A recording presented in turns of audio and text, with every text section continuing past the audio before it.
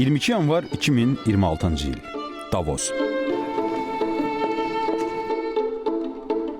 Dünya bugün təkcə iqtisadi gündəmi deyil, gələcək illərin təhlükəsizlik və sülh arxitekturasını müzakirə edir.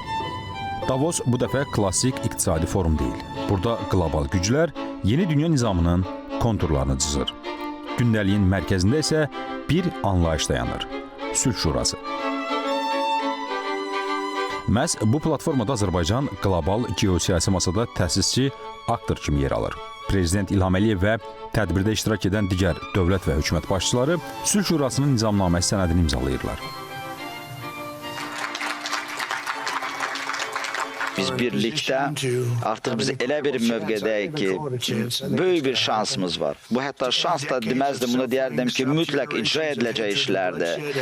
Dünyanı biz artıq tökülən qanlara son qoyub davamlı bir sülhə nail olacaq və bütün region, bütün dünyamız təhlükəsiz olacaq. Yəni dünya dedikdə, dünya özü bir regiondur. Bəli, biz dünyada sülhə nail olacaq və bizim hamımızın da bu dünya üçün olacağımız bir irs olacaqdır. Bu yeni nizamda artıq müşahidəçi dövlətlər anlayışı yoxdur. Ya prosesin içindəsən, ya da kənarda qalırsan. Azərbaycan bu mərhələdə müşahidəçi deyil, balans yaradan aktordur.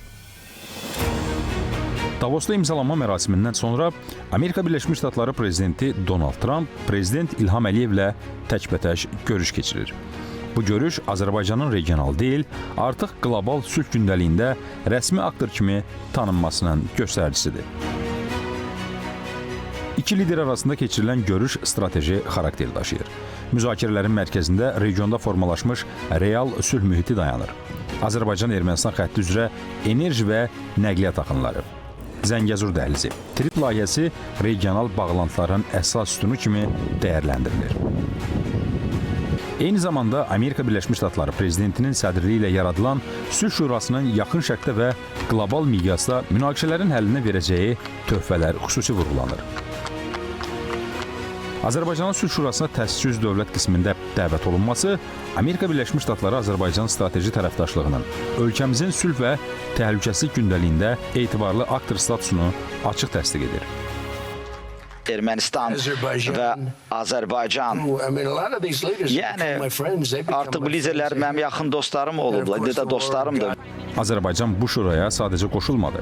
Azərbaycan bu şuranı birgə quran tərəflərdən biri oldu. Bu isə o deməkdir ki, Azərbaycan gələcək qlobal qərarların icraçısı yox, müəlliflərindən biridir.